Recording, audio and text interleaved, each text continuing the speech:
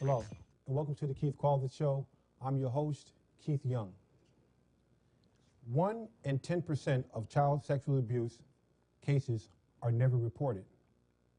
1 of every 7 victims of sexual assault is under the age of 6. Almost 95% of sexual abused children personally know their molester. Tonight is a show that you will watch until it's over. It is a show that you will suggest to a friend or family member to watch, especially the repeats. It is a show that will educate you more of what you thought you knew already. Tonight's topic, child abuse. What you didn't know, what you need to know. The stranger you know. Tonight, we have 2 very knowledgeable people on the set with us tonight. I'm so thankful that they're here. Ladies, can you please introduce yourself? Sure, thank you for having us also. Thank you. My name is Tina Ferrante, and I'm currently a police officer. I've been working almost 23 years, and my background is I have my master's in counseling with the specialization in child welfare, and I've been working in the field with child sex abuse victims for well over 20 years. Okay, great. Thank you so much for coming on tonight. Thank you. Thank you for having us also, Keith. Thank you. My name is Christine Cocciola, and I have a master's in social work, and I'm also a professor of human services, social work on the associate's level, and I've had many years of clinical experience working with child sexual abuse victims. Great. And also been a counselor for the Safe Haven of Greater Waterbury for many years. Beautiful. So very knowledgeable. So folks, knock on the door, call a friend. We're going to talk about child sexual abuse. This is a topic that lots of folks don't like to talk about, don't want to talk about. They want to hush about it. But we need to stop doing that type of thing. We need to start talking about child sexual abuse, because at the end of the day, it's a child that is hurt for life. And we want to be proactive, we want to be preventive, and we have 50 minutes, 57 minutes for this show. It's not a lot of time, and I really appreciate you guys coming on, so we're going to get right into it, okay? Thanks for coming. All right, first question. What is your goal in your mission for outreaching? Why are you here? Yeah, well, we're fortunate enough that the Children's Trust Fund from the state of Connecticut, the Children's Trust Fund and the Connecticut District Exchange Club support this program. Okay. And the mission is really to get the word out there about the stranger you know. Too often people think that the person who will sexually assault their child or might sexually assault their child would be someone who's wearing a white coat, jumps out of a van, or might be a stranger. And actually, even my children have come home with the Stranger Danger. It's a booklet that they come home with in the public school system. And not that that we shouldn't be afraid about strangers, but that truly this program's mission is to teach people about the stranger we know. The person that we're friendly with, that our children know, that we're comfortable with, that actually may be a perpetrator of sexual assault. This is a serious topic. This is real, because it's happening now. Yeah. It's happening now. What is child sexual abuse? Give me a definition for that, please. Exactly what is child sexual abuse? Do you want to talk about that? I did want to just share one of the statistics that sometimes grabs people right in the beginning is the basic statistics on how often this does happen. And we are talking about child sex abuse. And we do know that 1 in 4 girls and 1 in 6 boys will be sexually abused or assaulted before the age of 18. Okay. So those are really high statistics. Yes, so thank you for sharing that. Thank you so much. Yeah. And sexual abuse is really any kind of abuse that happens to a child that is of a sexual nature, that really is to take advantage of the child and provide an adult with satisfaction at the expense of a child and providing control over the child. Okay, great. Sexual assault, sexual abuse. Please define the difference, if there is any, between sexual assault and sexual abuse. Any difference? The sexual assault is really under the state statute. That's what the state of Connecticut calls any type of sexual abuse, or what we would even sometimes other states would say a child rape or you know, a battery on a child. In the state of Connecticut, we call it an assault, so a sex assault. Okay. So it is a child abuse, but in the state of Connecticut, the statute is an assault. Okay, beautiful, beautiful. Is sexual abuse only physical? Is it only physical? And I might be redundant, but you know, some of these questions I didn't just Google it. It came right from my heart here. And so I don't want to sound stupid, but is sexual abuse only physical? Absolutely not. I mean, there's non-contact abuse. Okay. And non-contact abuse is that abuse that is exposure to children. Unfortunately, sometimes these predators or these people who are trying to, and I'm sure at some point we'll talk about grooming of children, but what they do is they expose children to inappropriate things intentionally. So they might be watching pornography and expose a child to pornography, or they may actually have a child undress in front of them, or ask a child to do things that wouldn't necessarily be comfortable for the child, but would certainly turn on the adult. Okay, so non-contact abuse. Okay, okay, great. Thank you so much for sharing that. Where and who do you outreach to? And I want to get some of these questions. They're important questions to ask. We're going to get to the meat of things, but who and where do you outreach to? Really, this is perfect for parent groups, schools, PTA type groups, anybody that we say community providers that work with, have any type of client that they're working with in the mental health field, or just really for parents and people that care for children. Okay. The piece to that would be really important is that oftentimes we're speaking to groups of people who maybe already have an interest or are somewhat aware of it. We're really trying to focus in on the people who maybe are not familiar with the statistics, are not familiar with this area. And that's really kind of the group that we're trying to hone in on. Okay. All right. Do you find your outreach to be successful? I mean, are you out there a lot? Are people asking you to come out? I mean, how is that working? I mean, I would. The other piece to this is that it's a free program. Okay. It doesn't Excellent. cost any of the providers any money to call us and have us come out. Okay. Unfortunately, we're not as busy as I think we'd like to be. The Children's Trust Fund has a grant, and we actually have funds left over this year. Okay. So we're hoping that next year, and this was a program that ran actually for quite a few years through the Children's Trust Fund, and then with the economy bottoming out and the original presenter of the program was no longer able to provide the program. So there was like a two-year hiatus. Okay. And so Tina and I really felt strongly about getting it back on its feet, and that's why we're here. So this has been our first year. We're hoping next year's even busier. Okay. I met you ladies at a presentation that you guys gave at one of our sites in New Haven, and I was just drawn to your passion, your knowledge of it. And we are going to be having you come to our sites at the Head Start program to give presentations to our parents to get that word out. So, you know, get ready. We're going to call it on you. We're grateful for that, yes. Are there signs of a child being, or that word sexually abused? Are there certain signs that kids give? I know some of the, one of the basic ones that I heard about is that a child would wet themselves, but that just can't be it. Are there other signs, or what signs do you know of? Well, I mean, do you want to take this, Tina, or do you want? We can. There are different signs. Just you share the example about the child just being on a certain baseline, but physical symptoms and emotional symptoms somebody can have. You mentioned bedwetting, but that is one a behavior that begins with children sometimes that have been through this. But any behavioral change, if you see a child very withdrawn, maybe not wanting to be with a certain or specific adult, not wanting to be left alone very often, just maybe a significant change in their grades, a significant change in just their overall behavior, sexually acting out, and behaviors that are not really age appropriate. For whatever their age is. A very young child might be very interested in, seeing, maybe mommy or daddy kiss or something like that, but something where a child is learning language or learning behaviors that are not appropriate for their age, and usually somewhere along the lines that some of that gets picked up. And I think that the part to that, just to tie in with what Tina's saying, is that, oftentimes there are no like, whoa, that's a sign. The other piece to this is that we have to keep in mind that we are all sexual beings, children also, and that sexual abuse doesn't necessarily have to feel bad. It's not a bad thing to some kids. To some kids, having extra TLC from an adult in their life is a wonderful thing. And so they may not have acting out behaviors or bedwetting or, certainly the extreme cases of sexual assault, there'll be injury and things like that. But most of these kids that are getting sexually assaulted at such a high rate are kids who are considered risk because they don't have maybe the adult attention that they'd like to have, so they're drawn and the perpetrator is drawn to them. And so that's what ends up happening to them. And like Tina said, there is a baseline.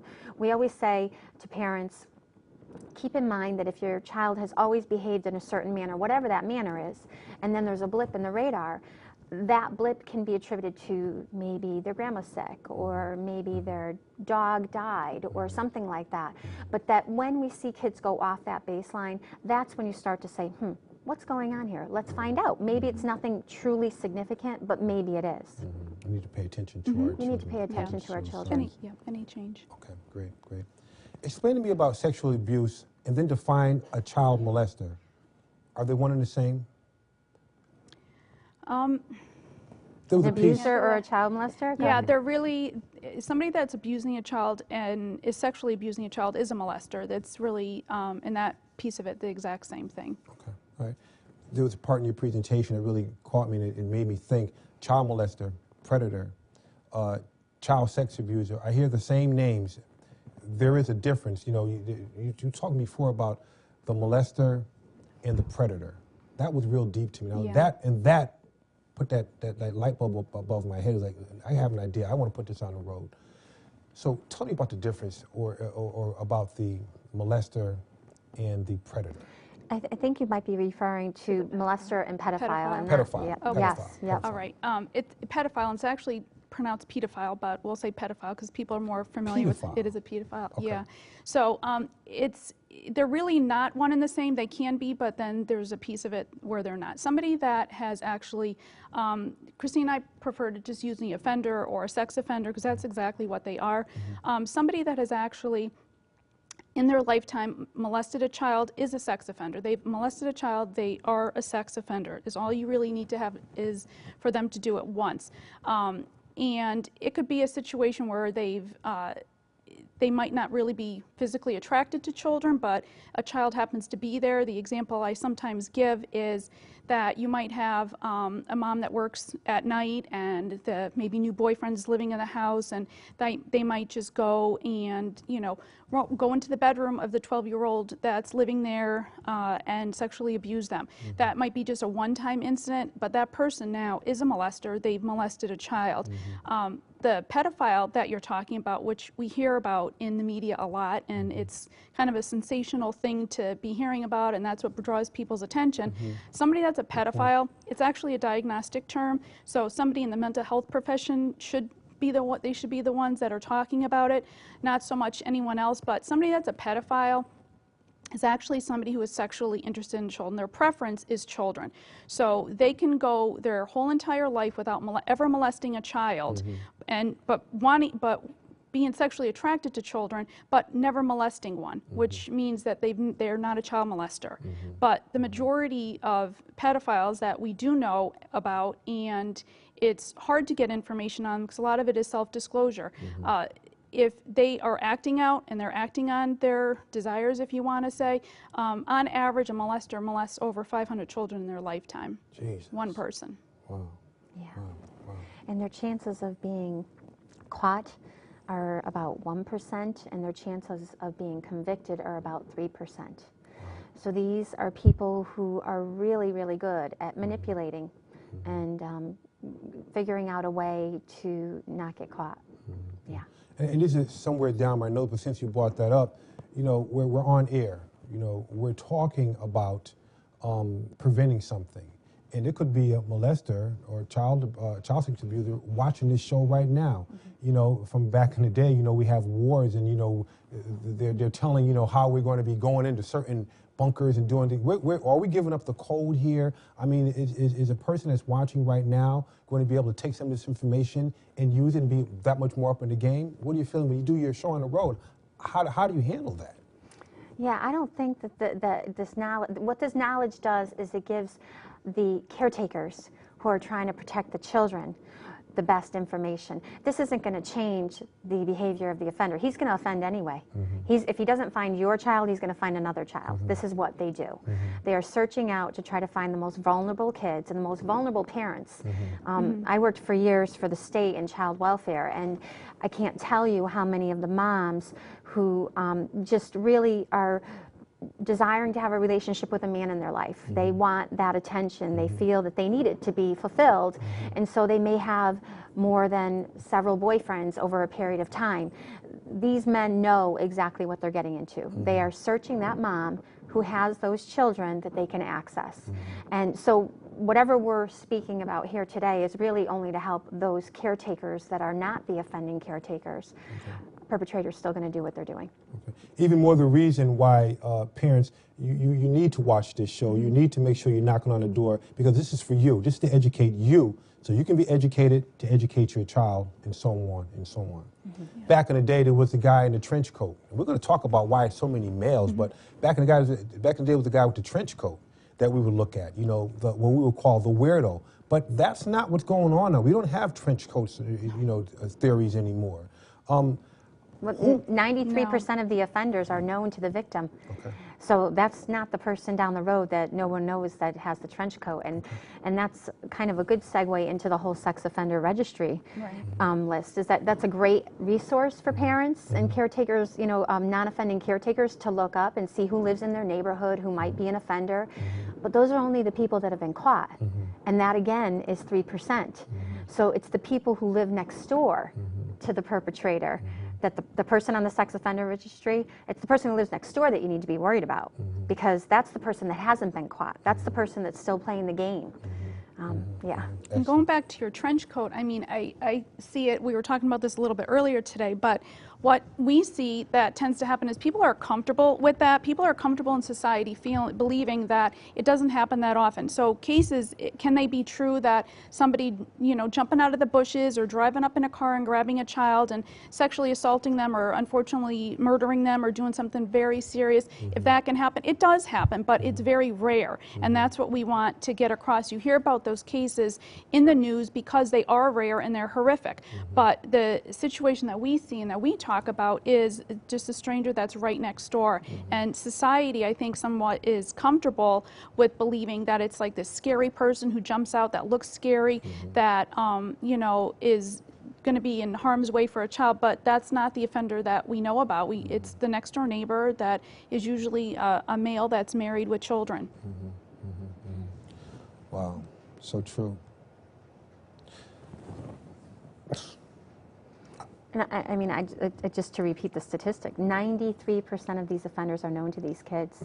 So like Tina said, the neighbor or your child's coach or, you know, the troop leader or the, you know, I mean, and that doesn't, we try, I mean, it's such a fine line because it's easy to say, don't trust anyone. Right. But I mean, I think really, if you were to ask Tina and I, we do not trust anyone unless we have had personal experience with them and know they've never sexually assaulted anyone. I was going to ask that. That's why I got a little bit silent there, because who the hell do you know who to trust then? You know, I mean, you know, you got your next door neighbor and you've been next to this family or this person for a few months, a few years.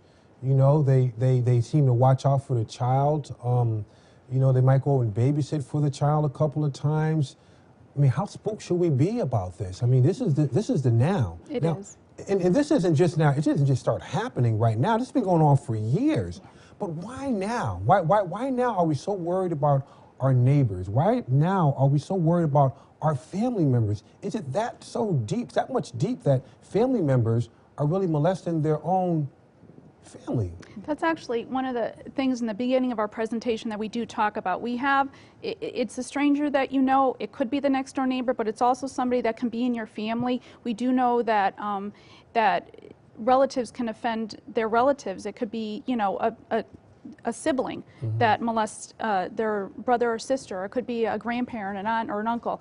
We do know that men are the majority are the ones that do offend, but it really can be anybody within the household, anybody that's a personal person that is close to the family. And when we talk about it, we say that it's kind of a whole process that the perpetrator does to gain access to the victim and gain access and trust to the family. And one of the things I stress so many times is that you need to really pay attention to your own instincts. If you are feeling that you're not comfortable or your child is not comfortable in a situation, you really need to pay attention to it. So many cases that I've investigated that they say, you know what, we kind of suspected it, or this happened and this happened, and we just weren't really sure. We didn't want to offend the person. We didn't want to do certain things to draw attention to anything else. And they also feel that their child is going to tell them. So there's a couple different things that we look at, and knowing your own instincts and knowing your gut feeling and your body's saying, you know, this situation isn't right, it's not right. You have to pay attention to your own internal warning systems.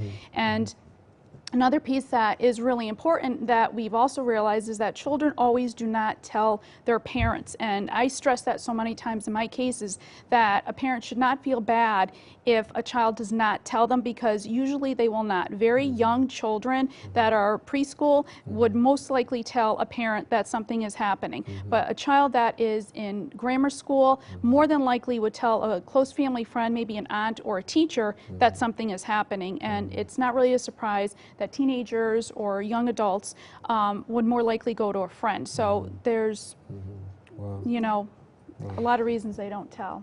And these offenders are, I mean, a good way to kind of group them is to say that these offenders are more like us than different than us. They are the guy down the street that you think is really cool and fun.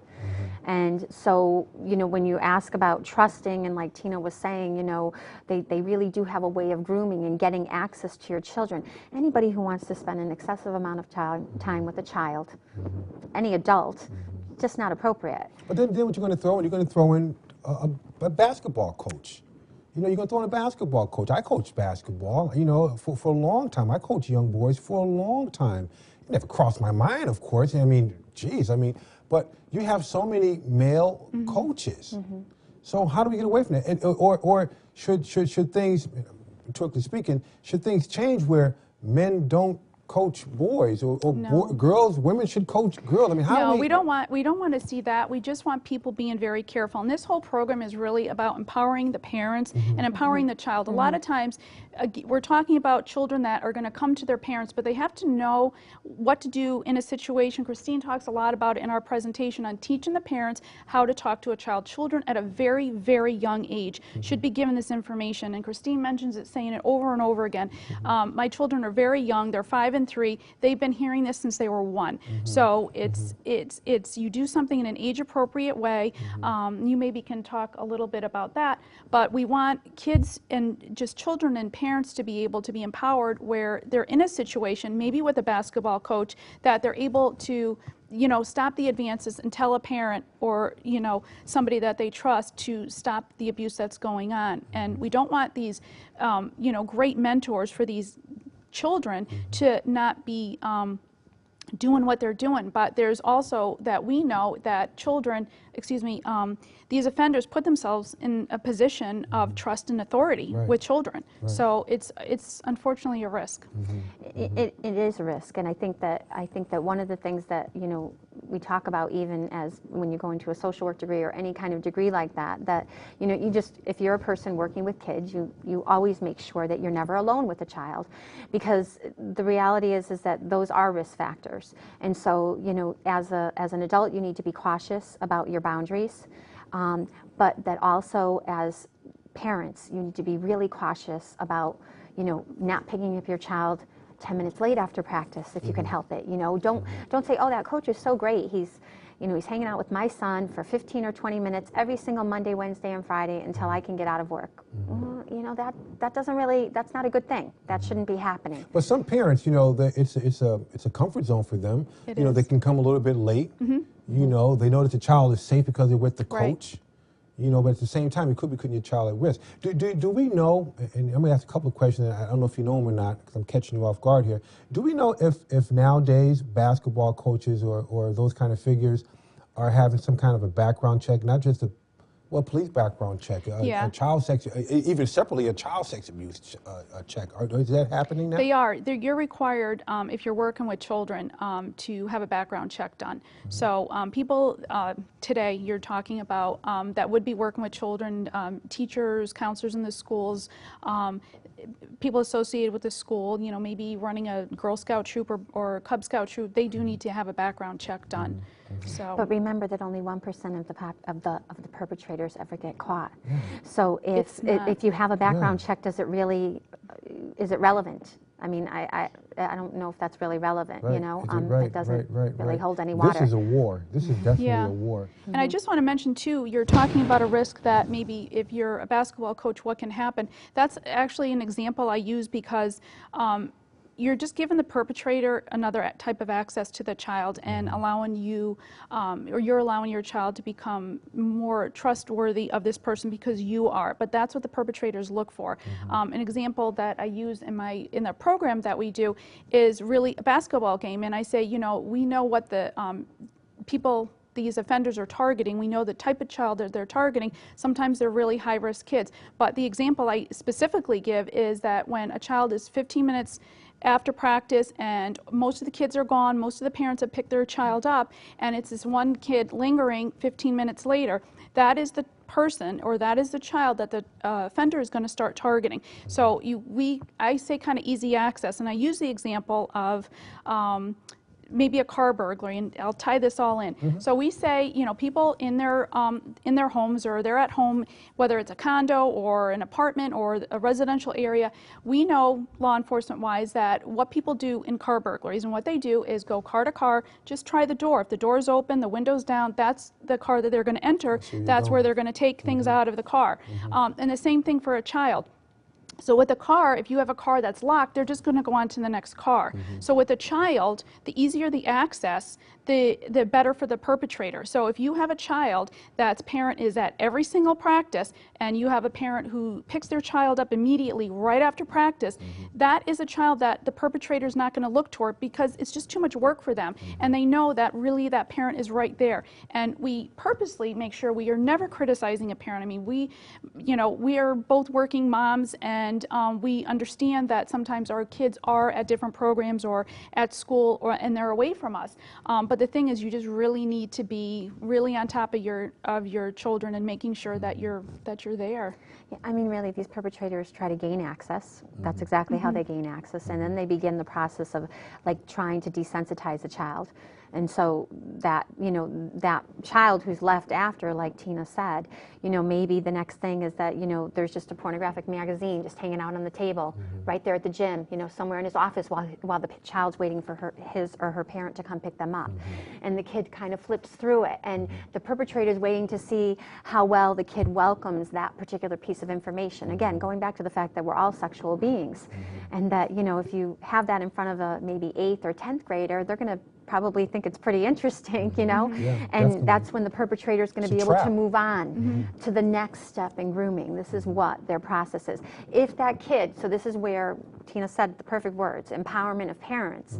If that kid, and empowerment of children, if that kid knows that's not appropriate, you know, I mean, not to say that that's a bad thing, but that, wow, why is that person giving me that? That's not appropriate for an adult to show me that, you know? Then if that kid knows that kid knows to already start to put up the guard or to have something to say in response. But the problem is so many of our young children don't really have the tools to respond. See, they're always taught to never say no to an adult. That's right. Always respect. I mean, culturally speaking, That's right, yeah. Latino families and certainly Italian families and African-American African-American families, families, definitely. you Without a doubt, never yeah. ever question your elders. Give him a hug, give him a kiss, say hello. yes. Exactly, exactly. You do what Grandpa asks you to do. You know, you need to listen to him. He's in charge.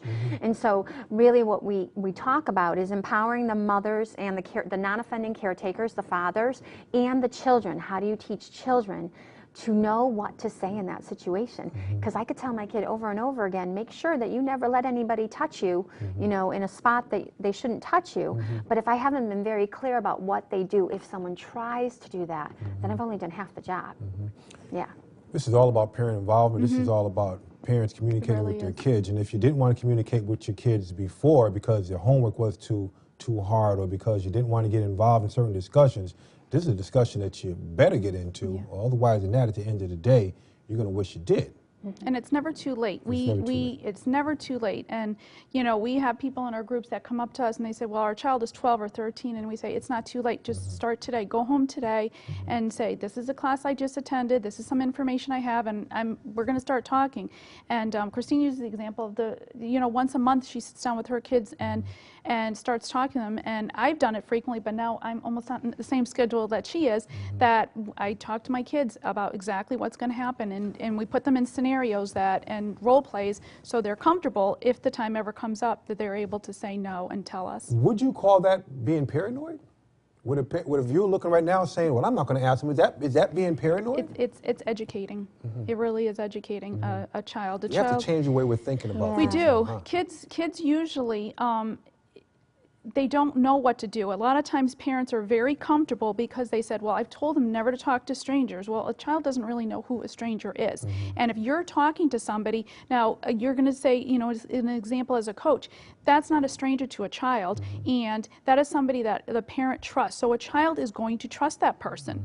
So if a parent says, yes, you can bring my child home, yes, you can go away for a weekend with my child. How great is that? The child's going to go away at, you know, at camp, basketball camp for the weekend. All of that just comes into play. And if, God forbid, something happens to that child, we want to make sure that the child knows that they can say no to that person and to tell that what is happening.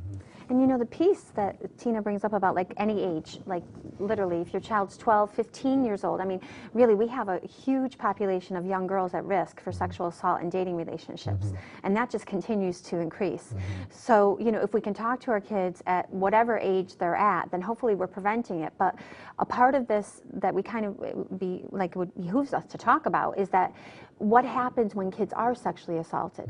What we know is that these kids are at a greater risk for mental health issues, depression, certainly eating disorders, cutting, suicidal behavior, I mean, substance abuse. All of these issues are so compounded by the fact that a child was sexually assaulted, because it truly is that violation that no one can see.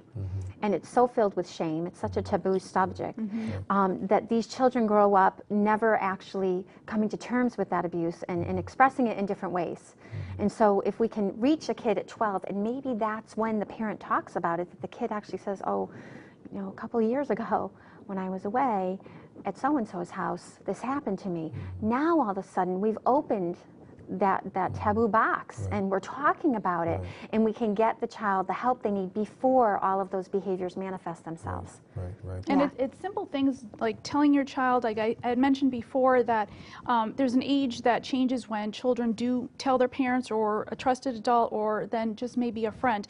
But there's reasons behind that. A lot of times children will not tell a parent what's happening is because they don't want to have a parent very upset with them. They don't want to be in trouble. They don't want a parent angry at them, and they don't want a parent mad. Sometimes a child will hear, you know, from a family member, or, you know, if so-and-so did this to, if anybody did this to my child, I'm going to kill them. I mean, those are just comments that flow off the tongue very easily in families. So if a child is believing this or hears that this is going to happen, they're not going to say it if this was the uncle that was a perpetrator, or they're not going to say this if dad was a perpetrator. We talk about, you know, our communities and who's in them, and we see sometimes that Christine was talking about the women that tend to stay with some of these people, and that's what we tend to see, a child who knows that the male in the house is the only person bringing in any money or the sole provider for that person or that family. The child is another reason why they're they're not gonna Yep. they're not gonna bring it up, knowing that person Yep. can possibly be removed from the house.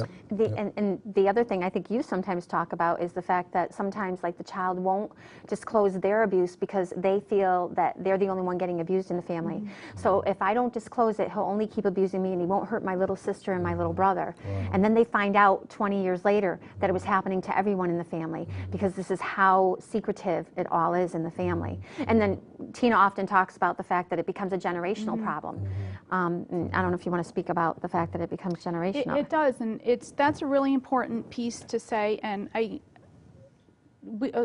question that we get very often is, well, if somebody was abused or sexually abused, are they going to continue to offend? And that's not necessarily the case. It does happen, but there are many, many cases that we know that people can move on from this, and it won't become an issue. And counseling is just so important in these issues, but generational, we know that it happens. So what we try to tell people is that if you have been a victim yourself, or your brother, your sister has been a victim, and it's by somebody in your family, don't ever, ever leave that child with that member of your family, because we can almost guarantee it's going to happen again to that child. It is generational, and you need to really almost take care of yourself first. And this is what we also see, is that people that have been victims of sex abuse almost have a very difficult time protecting their own children. They see it happening, like we're talking about, just the instinct that they have. They know there's red flags going around, but they just don't really know what to do about it because they haven't been able to stop it themselves. So without really some mental health therapy for them, it's very difficult for them to prevent it happening to their child. I usually, when I'm doing my show, people know I don't let people get a word in edgewise. I'm always talking. Keith, you talk too much, but this is one of those shows right here where I just need to let you guys just go ahead and do what you do best, and just maybe throw in a question here or there. Because you're ready now, your feet are wet. Tina, you're good right now, right? Passion's starting to come through. Parents would say, my child knows better than letting somebody touch them. My child knows that they better tell me, but kids really don't know better. No. One of the aspects of this program that we had hoped to be able to add on to is really a very intensive training to teach parents how to teach their kids to be safe.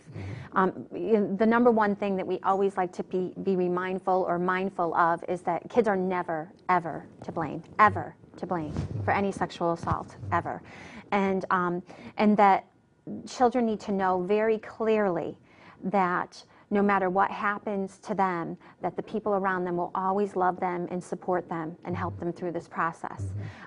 So that's first and foremost. One of the things that we like to do is we like to talk about how kids need to know about appropriate touch. And years ago, we used to call it good touch and bad touch. Yeah. We don't call it that anymore. And the reason why is because, frankly, it might feel good. Going back to that uncomfortable thing that no one likes to talk about, we are all sexual beings, and for kids it feels good too. You know, don't misunderstand me, but a child can certainly have all the sexual responses that an adult can have in those circumstances, even if they know that they're probably not supposed to be having them. So we tell kids that you need to be, and tell parents to be mindful, and this is the conversation Tina was expressing about that I have with my children ever since they were very, very little, is that wherever your bathing suit is off limits. You know where your bathing suit is. Kids are very concrete, sequential, and they know that where their bathing suit is going to be off limits. So where your chest is for a girl, and we like to come up with the correct terms for anatomical parts, where your breasts are, except when they're little, they don't really call them breasts, but someday you'll have breasts like mommy, and this is where your breasts are, and where your vagina is, and for a boy, where your penis is, and be really clear about the real names of those parts of the body. And then we talk about what would happen if. So I use the example of a good friend of mine who is also a social worker. He is now in his 60s, and he has always been a dear friend of mine. My kids know I really think he's special, and so they know how important he is to me in my life. But I always use that as an example. What would happen if Ray tried to touch where your bottom of your bathing suit is? To my daughter, I ask her, and what would you say? And so what I do is I pretend I'm Ray. Because see, I can't just say, what would you say? I actually have to role play it with her, because Gotcha. kids learn through practice. Gotcha. And so the more I practice with my children, what would you do if Ray said this to you? I'm going to be Ray now. Mom's going to pretend to be Ray. What would you do if I said this?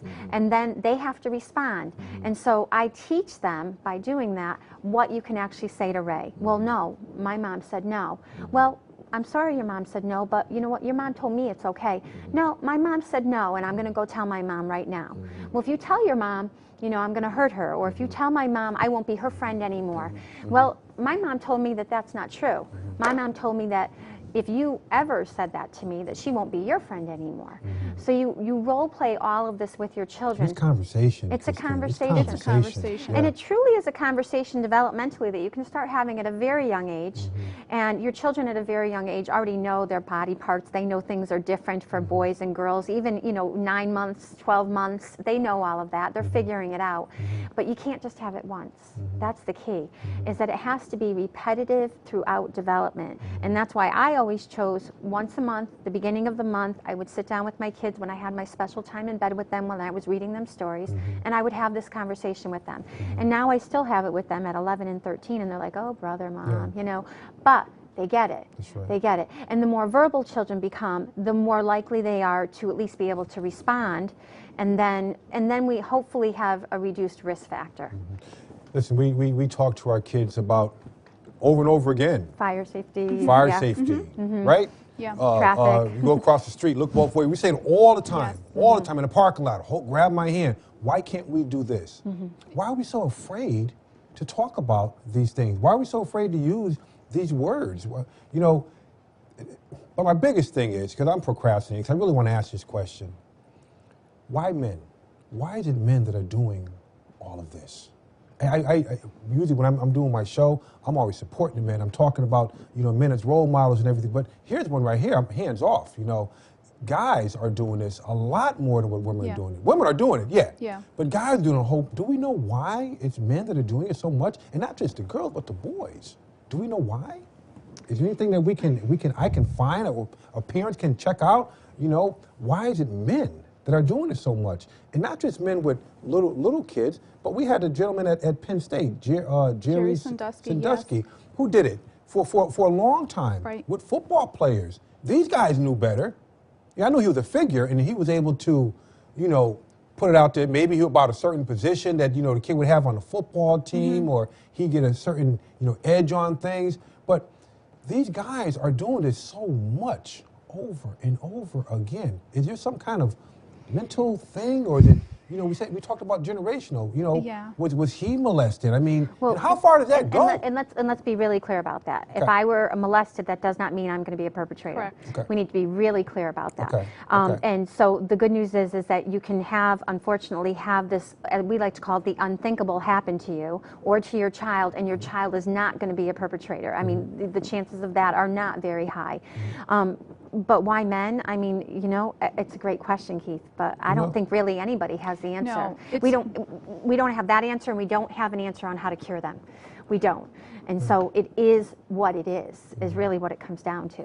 And that all we can do is educate. That's all we can do. And you said to me, you know, why is it something nobody wants to talk about? You were just asked that question, why don't we want to talk about it? I'll tell you why, because there are a ton of people watching this right now who are going to watch it again, over and over again, and many of them are victims. And you know, I don't want to talk about the fact that I've been a victim. That's very hard for me to do. So it becomes very secretive, and that thing that I'm ashamed of and uncomfortable to express.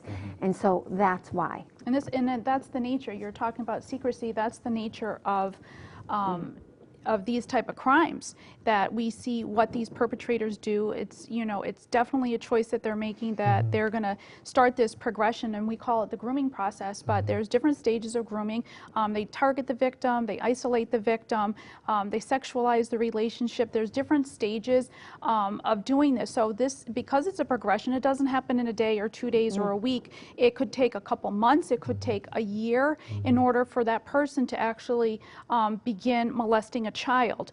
And that whole grooming process, we actually talk about this in our program as well, but there's unless they're doing something specific where it's a crime, it's not a crime. So as an example, if I'm just meeting up with you or maybe giving you some money or giving you a gift card to something, that is not a crime for an adult to do with a child. Now, if some of the behaviors become criminal in nature, Christine mentioned that, you know, somebody might show a child a pornographic magazine. That would become a crime. That would be something we would call risk of injury. But the grooming process itself, there's no statute in Connecticut that there's a violation of that.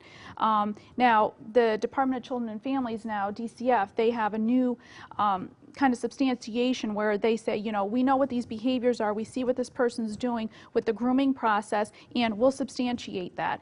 Law enforcement does not have that, but the grooming process is just various things. It could be, you know, taking a child on a weekend constantly. Christine mentioned, you know, why does an adult want to spend so much time alone with a child? These are all red flags that need to happen. We tell parents, if your child is coming home with money or clothes, gift cards, CDs that they really shouldn't have, you need to start asking your child these really important questions. Well, where are you getting these? Parents that entrust their child to the care of somebody else really need to make sure that that other person is following the same rules that they have at home. I have, you guys had shared with me some red flags, and I just want to read off a few of those red flags to our viewing audience. An adult who refuses to let a child set any of his or her own boundaries. An adult that insists on hugging, touching, kissing, tickling, wrestling, or holding a child, even when the child is clearly uncomfortable with the contact. Interesting. An adult who comments on a child's body or makes sexual comments about the child. An adult who manages to get time alone with the child or insists on time alone with the child. An adult, when alone with the child, asks not to be interrupted. An adult that spends most of his time with children instead of age mates, his own age. Last 5 or 6. An adult who claims to be able to talk with children easier than adults. Interesting. Very interesting. An adult who consistently offers to babysit for free. An adult who wants to take a child on overnight trips or vacations. An adult who buys or gives gifts or money to children for no apparent reason. An adult who frequently walks in accidentally on children in the bathroom or bedroom. An adult who allows children to get away with or encourages inappropriate behavior. So these people are manipulators. Very big manipulators. They are, and I have to say that list is great, and but I also want to make sure that we are talking about that this may be the adult father of one of my daughter's friends. In other words, it's not just like this adult acting alone. He might have his daughter and, you know, her friends. He might be, in other words, it's all done under the auspices of normalcy. Right out in the right in the open too, right? Normalcy. Right in the open. Yes, Right in the absolutely. open. And manipulating their child to manipulate another child. Yeah, or already maybe offending their child, and their child just goes along with it because they just go along with what they're told to do. Yeah. You know, so. you gave the example of having, you know, in some families that, you know, a grandparent may come in and you're making the child go over and hug and kiss that grandparent or sit on the lap. You know, these offenders, you know, I say put yourself in the position of a child, and if a child is the grandparent saying, come on, sit on my lap, but the child doesn't want to, and mom or dad saying, just sit on his lap, sit on his lap, he just wants you to sit there. So the offender can have a child right on their lap and really, in a sense, be offending that child right in front of the parents. That's right. Parents can be in the same room, and the child will have no idea, you know, what really is going on. The offender might be getting aroused, so an offense can be taking place, but it really just putting the child in the lap and showing the child, saying, see, your parents trust me, you need to trust me too. Yeah. It's very confusing and conflicting for children. I mean, but what about the parent that says, oh, well, go ahead, you know, you haven't seen him in the last 2 months, you know, you're going to hurt his feeling. And I'm talking, you know, we're talking back and forth, you know, husband and wife. You know what, I don't want to be offended. Go on and sit on your grandfather's lap. Go on and go out and take a walk with your grandfather. Again, we need to be paranoid. Yeah. We need to be paranoid. It's okay to be paranoid. Nowadays, it's okay to be paranoid nowadays. You can go ahead and you can say, no, it's all right. No, he doesn't want to. No, she doesn't want to. you can say no. And people may say, oh, well, you know, what a bad parent. They're not making him respect That's his right. elders That's right. or something like that. That's But I right. think this is what makes people who maybe are perhaps living in poverty or lower income more at risk, is because there is this belief that they need to do what their elder, instead of standing up and believing in what they know is That's right. That's You know, right. so it comes down to education Yep. and being educated about standing up for what you believe is right, regardless of what other people think, which is a difficult thing to do, especially when your mother's disappointed in you because you didn't let your son go over and sit on Uncle Joe's lap, you know, and that's going to Definitely. happen. That's going to Definitely. happen. Definitely. And kids need to know that they are going to have you as an advocate. I mean, you are really your child's best advocate. So if a child is not comfortable with another adult for whatever reason, you really need to look into that and not force a child to do something that they're not comfortable doing. One of the things actually that ties in with this that we talk about is that we tell kids, listen, you know, you need to know, your children, you need to say to your children, do not do anything with anyone unless it's something that you have agreed to. In other words, no one can make you do anything you don't want to do. But Christine, let me interject real quick. But what if the child? What if it's okay for the child to sit? What if the child feels it's okay to sit on granddad's lap? I mean, should we get in that practice of? Should we do things? Can we do things a little bit differently? Does that child have to sit on granddad's lap? Is there something else that? Does he have to sit on the lap? I mean, you know, I can't. It's I don't know how to okay say to it do other way. that. It It's is okay to okay to do- yeah, do we- that. it- I mean, I'm paranoid now. No. Because you know what? You know why? Because why would I even let it go there? Right. You know? But let me say this to you. In my family, my father never sexually assaulted me. Okay, so I know my father is safe. I know that. So my children are safe with my dad. Okay, what we're talking about is the person you don't know, or the person, like Tina said, that you do know offended someone in your family, and you're still allowing them access to your child. That's what we're talking about here. So, you know, it's not paranoid, but it means you need to know someone pretty damn well. And that means knowing this kind of information about them. If you don't know, then you don't know. I mean, then you don't allow access. We got a problem. It's about 5 minutes left for the show. Can you believe it? 5 minutes left to show. I want you guys to hit on some key things, something that I still have plenty of questions in here for you. But I want you guys to hit on some things within these next 5 minutes that might be very, very important that I might not have touched on and we didn't get a chance to talk about. So you got anything for me? Secrets, Yeah, surprises. anything that, anything about a relationship that is done in secrecy, the grooming process is a whole shrouding in secrecy. Everything is, you know, whether it's a threat to a child, and whether it's something where the person has blackmailed a child at some point, but just keeping this relationship a secret. And that's a really big thing. Secrets is a really big word in saying, you know, to a child, we're going to do this, but it needs to be a secret. And that's one thing that we really want to stress to kids and to the parents of knowing that.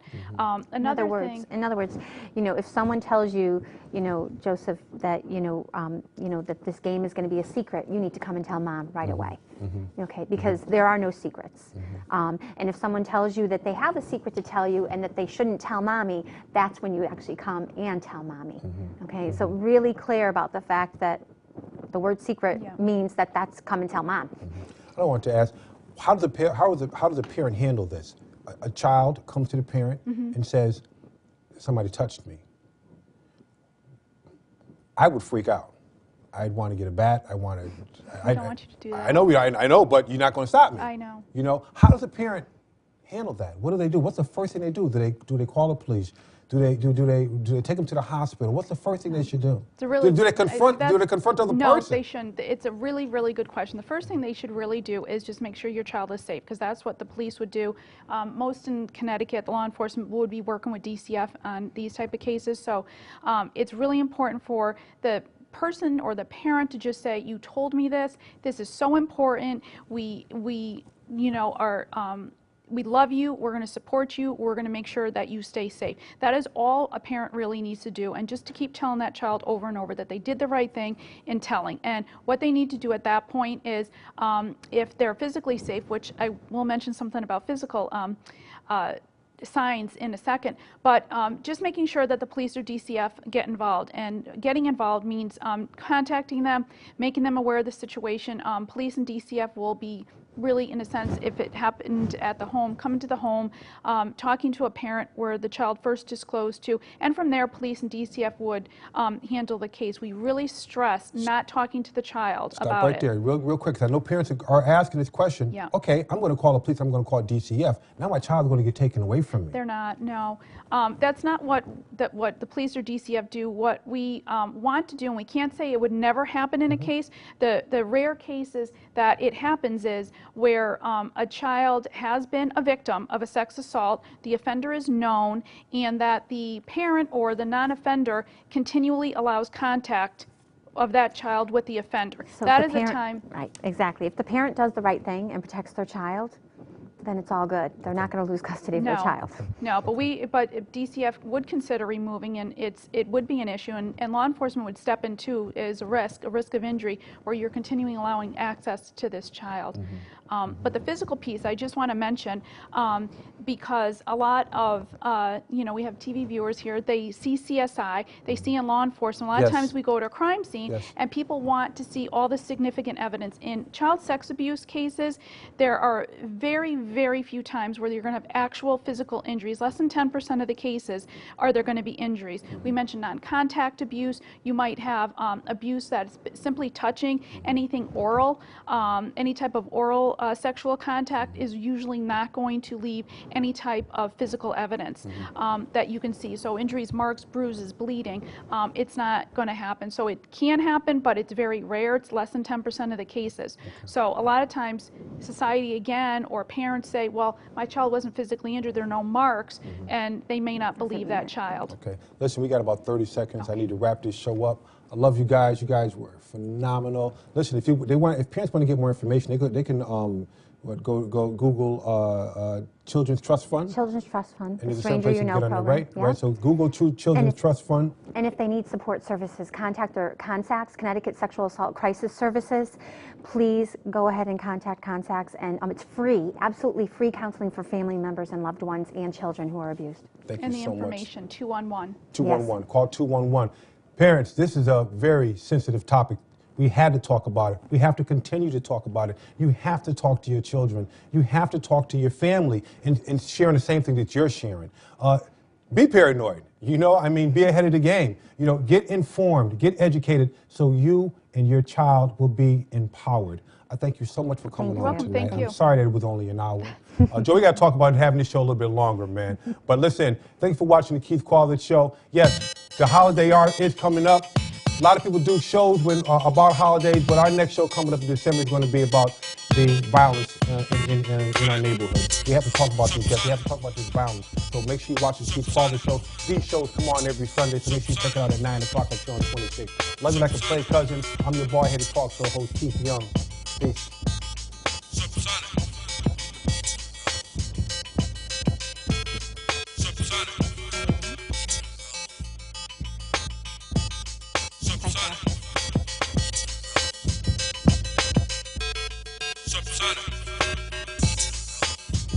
Good job, Tim. You did a good job.